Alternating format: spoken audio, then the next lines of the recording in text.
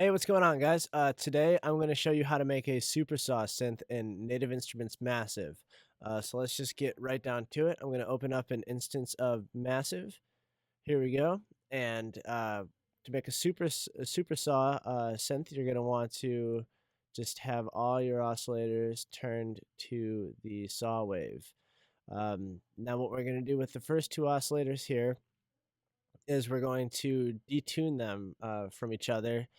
And you can just detune it however you like, whatever sounds best to you. So I'm just going to play around with it real quick just to see what we should detune this oscillator by. So stand by.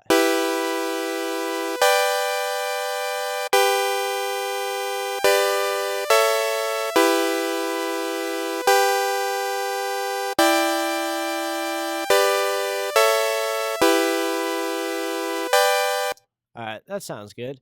Now we're going to turn on the second oscillator and we're going to detune it from the first one by this.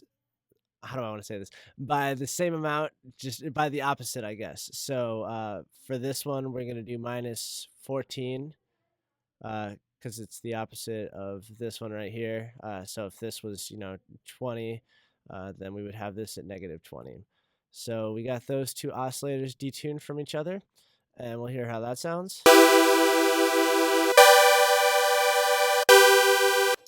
Okay, so it sounds pretty nice. Now we're going to turn on this third oscillator.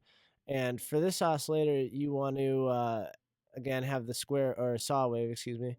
And you want to just kind of mix in a little high end with it. So we're going to turn this down and play it around and then just play with the volume knob until this fits well in the mix.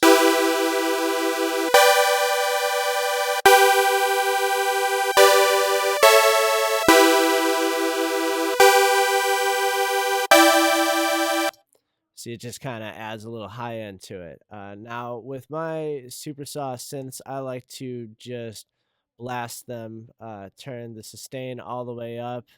So it's just in your face and just such a heavy synth, That's the sound I'm going for, anyways.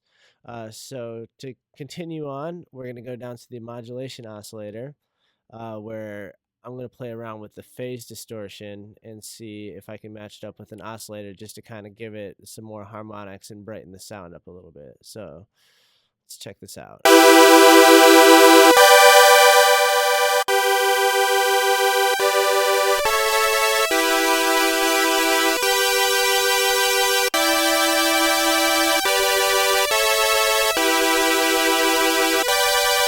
So turn it down there, it's beating. So let's try it the other way.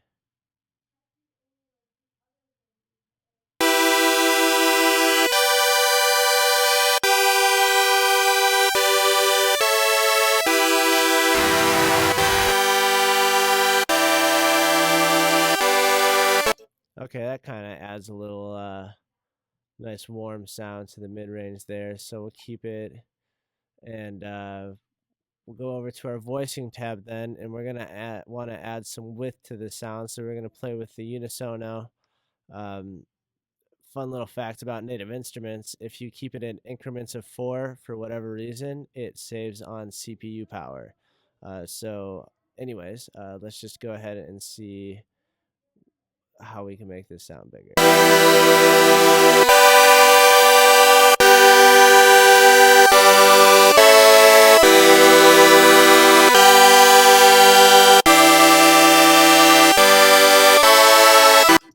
Okay, so around 12, that sounds good to me. And now what we're going to do is we're going to modulate the unisono or the spread, and it's going to give us a really nice, old school kind of synth sound. So check this out.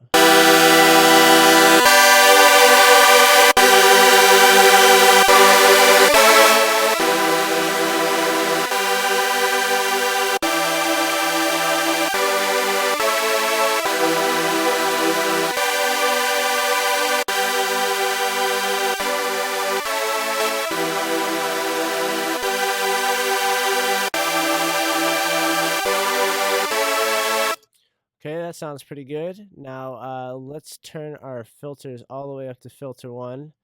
Turn filter one's volume up, and we're going to throw a low pass filter on here just to cut off some of the unwanted super high frequencies. And it's also really fun to filter sweep this synth. A lot of harmonics, so it just sounds very nice opening up. So let's play this around.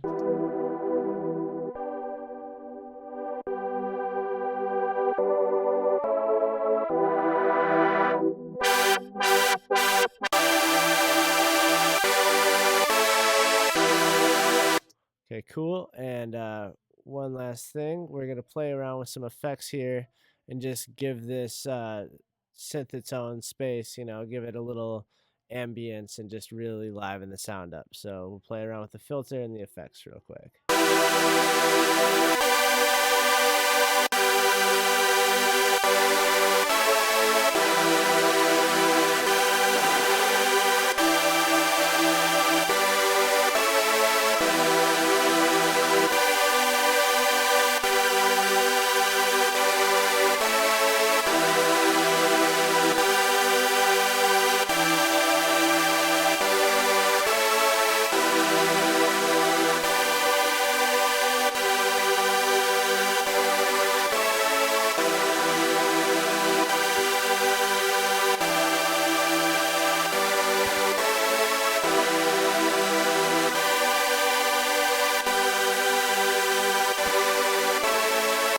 Okay, that sounded pretty good there. So yeah, that's kind of just like the basis of what you want to do. You can always play with the insert effects and then mess around with the routing to add even more harmonics and just give it a really bright analog kind of sound. So that's all I have for you guys today. Thanks for tuning in, and stay tuned for more tutorials coming up in the very near future.